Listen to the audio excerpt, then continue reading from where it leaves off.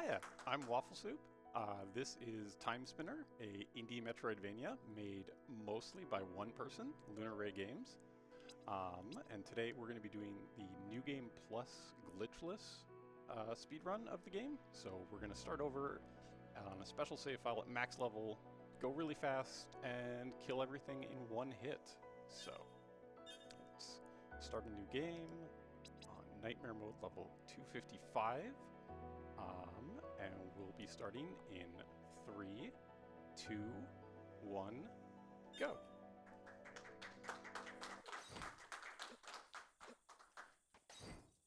Yeah, so we start the game with all of our orbs, which are our attacks, and the Talaria attachment, the horizontal dash.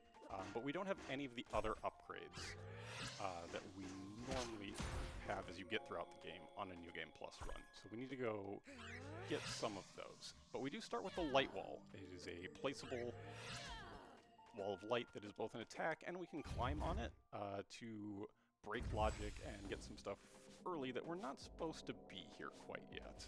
So we're gonna pick up this security keycard B, and just dip on out of here.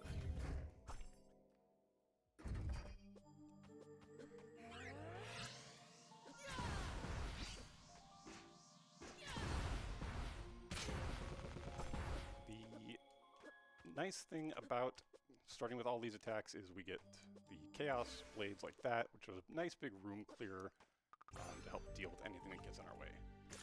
So we picked up the Timespinner wheel. This allows us to stop time. That, which pauses enemies in their place. We can use them as platforms, and also just get them out of our way to dodge some of their attacks. So, vaulting here. Ooh boy, that was not how that's supposed to go. And we will run into the first boss, Boots, the name of the actual cat that voiced it, but we won't hear it because we kill everything in one hit. But bye, Boots. And we'll head into these sewers. Probably my least favorite part of the run, just the movement here is a little tight.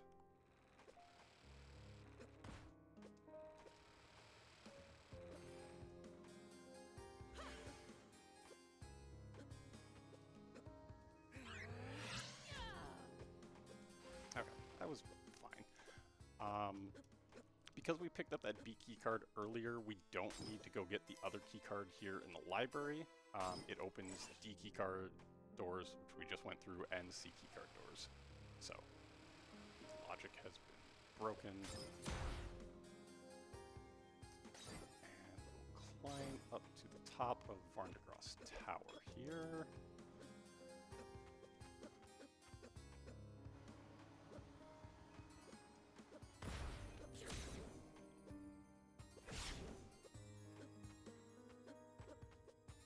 The New Game Plus run of this is really fun. It's a tight 20-minute run of like really tight movement, and then there's just like one big trick at the end that you need to worry about.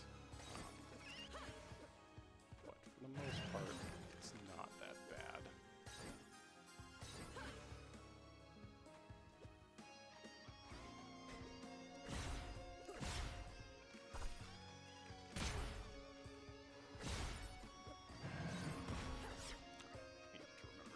Kill that enemy.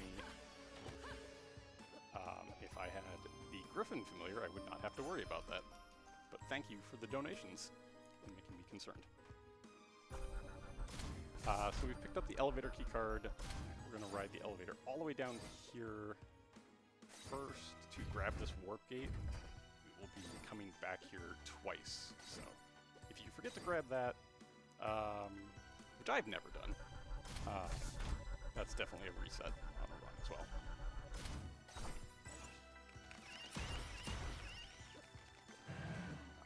We'll say hi to Varndegroth, the second boss. Giant floating eye, only appropriate that we use the eye orb on him.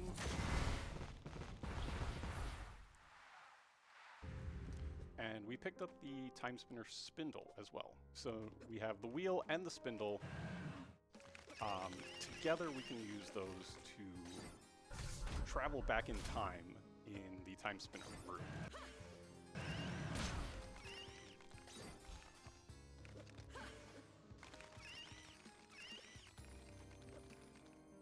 And there just happens to be one on this side of the tower that they were working on. So what happens if you travel back in time at the top of a giant tower and there's no tower there in the past? Well, you just kind of fall. Through some trees, into a lake. Luckily, Nell is there to rescue us, our girlfriend.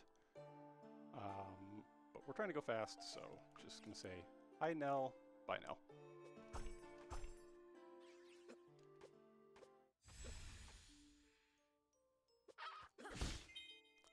So we are way in the past now, and we're going to go all the way to the left here first to pick up the Twin Pyramid Keys.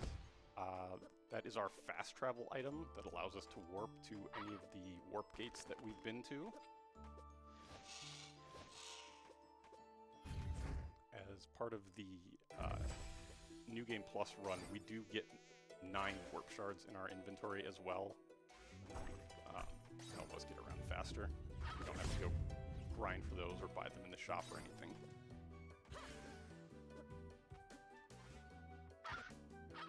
And this is probably my favorite area of the run, specifically because of the music. The entire soundtrack for this game is absolutely amazing. But Jeff Ball just did an absolutely amazing job on this. And he is working on the sequel. If you did not know, there's a Timespinner 2 being developed as well. So you should check that out. And go wishlist Timespinner 2 on Steam.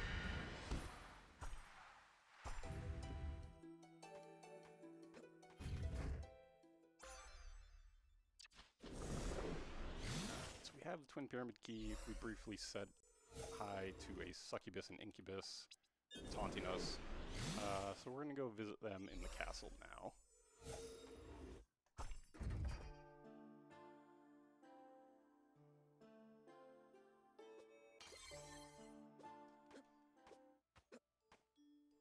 And along the way, it's just more platforming, jumping over enemies, and using time stop and stuff. If the host has anything, that would be a good time for that. Yeah, just looking at everything else here. No new donations as of yet, but just as a reminder to please, if you'd like to, !donate in chat to do so. Otherwise, incentives still for the glitch exhibition for Castlevania Order of the Celestia. We are still looking for $154 to have that still be greenlit. So if you'd like to get those donations in, now would be the best time to do so.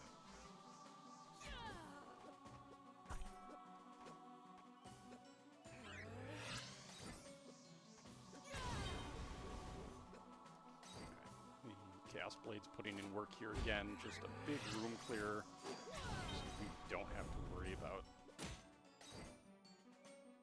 actually fighting any of these enemies.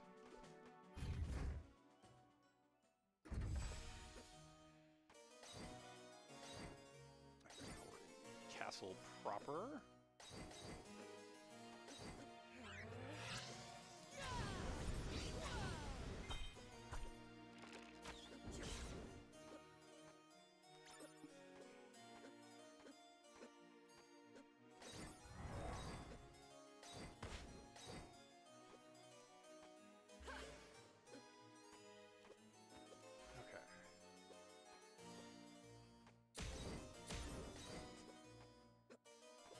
Sure if that part's going to work or not. The scythe rings, the little green blades spinning around the orbs are cycle-based. So usually it lines up right and kills the enemies, then I can just run through them, but every once in a while it just doesn't work out.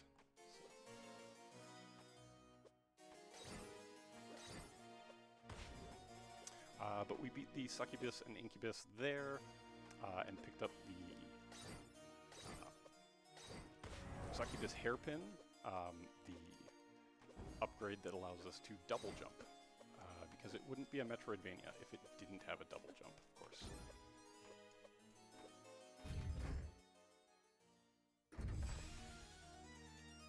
This is the one spot where the Scythe Ring just always lines up. You just do nothing.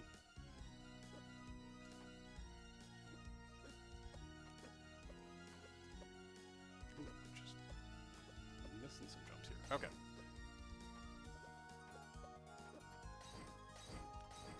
We're gonna climb tower here. Go say hi to Elana. This is the Succubus and Incubus were the first of 3 bosses that we need to beat in the past, and Princess Elana is the second one. When we go defeat the 3rd one, that will open up a laser gate that is blocking us in the present. So. And there are absolutely no ramifications for breaking time and doing this sort of stuff. None at all. And the last boss we need to go defeat, the Maw of Asmodeus, is back in Lake Serene, but it is underwater. So we need to make a quick detour back to the present, use that warp gate we grabbed earlier, and go pick up the water mask so we can breathe underwater.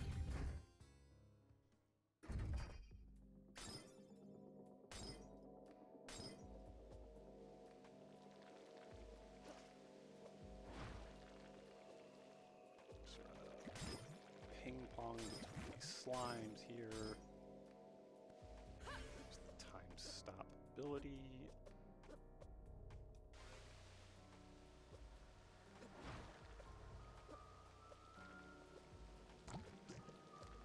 I see this room has both a warp shard and the water mask in it, so the menuing just does itself for you. Automatically selects the warp shard.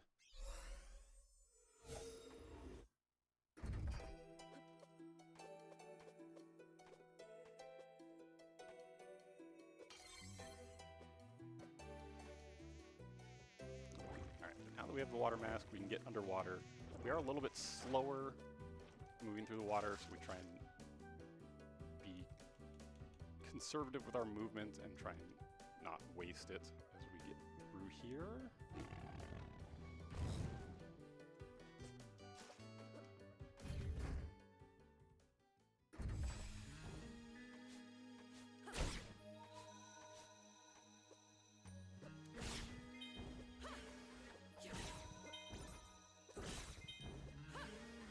Mushrooms so they don't poison us.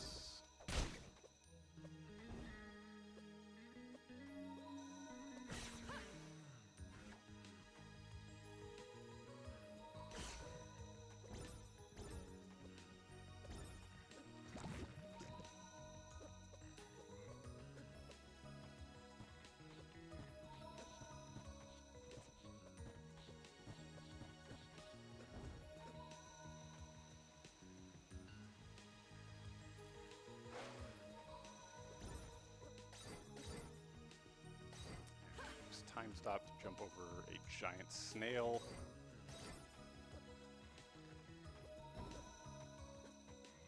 Do it again.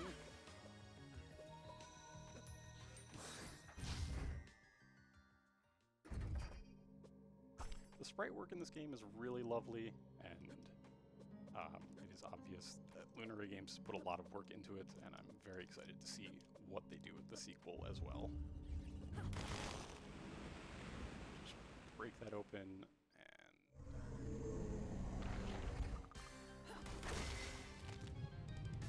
shoot the maw as well.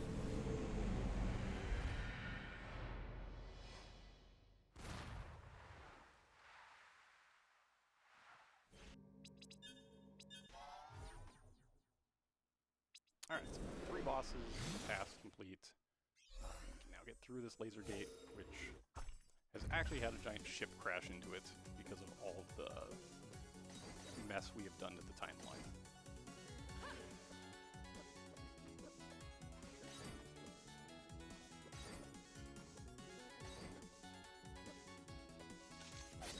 All of the enemies that were in the castle are now, in the future, way more upgraded.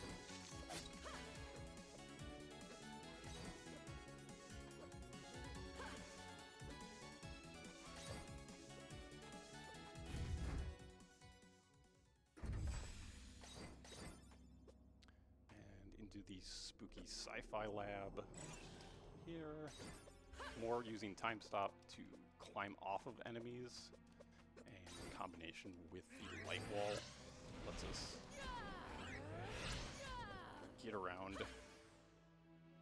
much quicker than intended. Just shut off power to the lab. So we can get through some lasers that were blocking us, and it also just some of the experiments in the lab are now out and after us.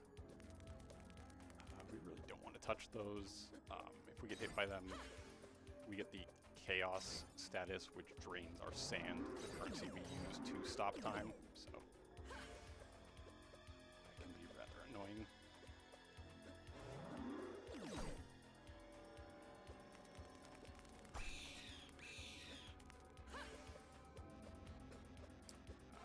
Next boss, Genza here, is a shapeshifter. He turns into our mom to taunt us, which is not nice.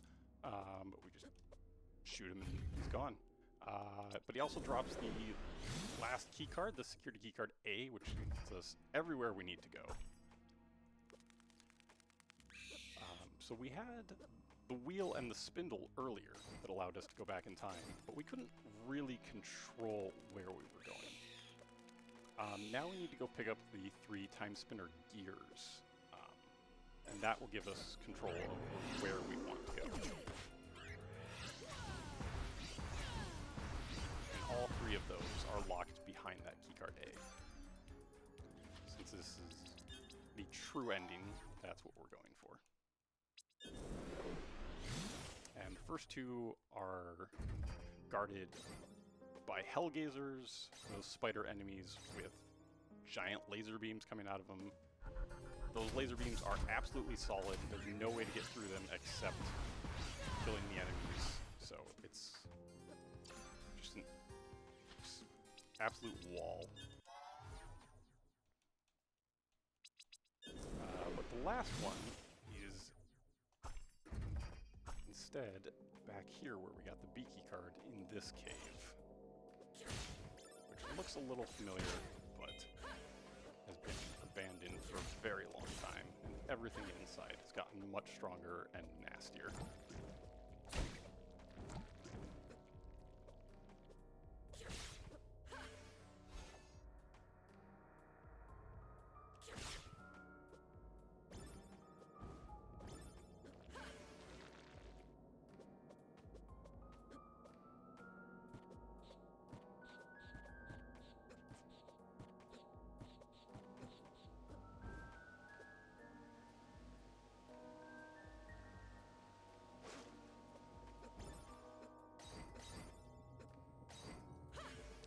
The giant snails are back.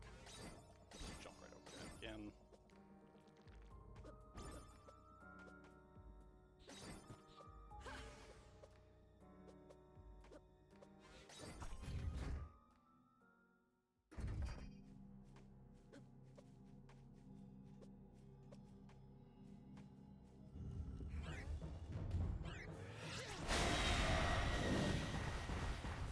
That was Zarian. That was guarding the last gear. We have that. And now we can go. With complete control of time, we can go in the past. Thank you all for voting for the patricide option, so we will be killing our dad before we were ever born. And I'm sure that has 0 consequences for time. Oh. Well, just put ourselves in Lightwall jail and think about what we've done.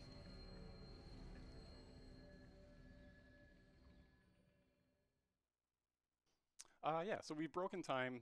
The god of time is pissed at us and has brought us to their realm. And we're gonna go say hi to the Sandman.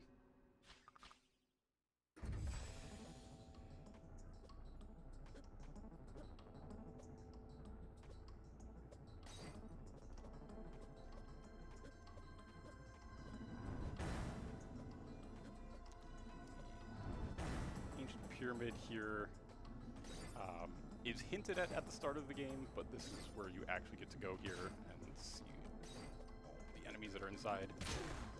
And like I mentioned earlier, this speedrun is like 20 minutes of fun, tight movement, and one trick at the end. Oh, rare spawn of Rishia. Hi. That's the one trick. You use the light wall there. If you don't have that, you fall down that giant pit. And at the bottom, you have to break a couple walls and find the last upgrade that gives you an infinite vertical upgrade. But we don't want to do that. That takes way too long. So, and we'll just say hi to Sandman. This is a 2-part boss phase. It's supposed to be 3 parts, but we do so much damage that we just skip the first phase. So that's definitely supposed to look like that. And then time is coming up here when we hit this final boss. Time.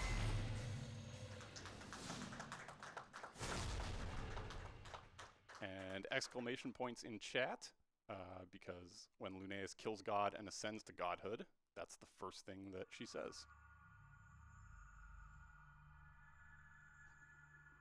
Yeah.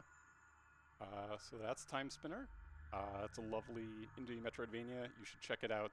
It has a really good randomizer, and is part of the Archipelago randomizer as well. So multi-worlds are great for it. And there's a sequel in development. So I hope you check it out, join the community, and have a good time here at Midwest Speedfest.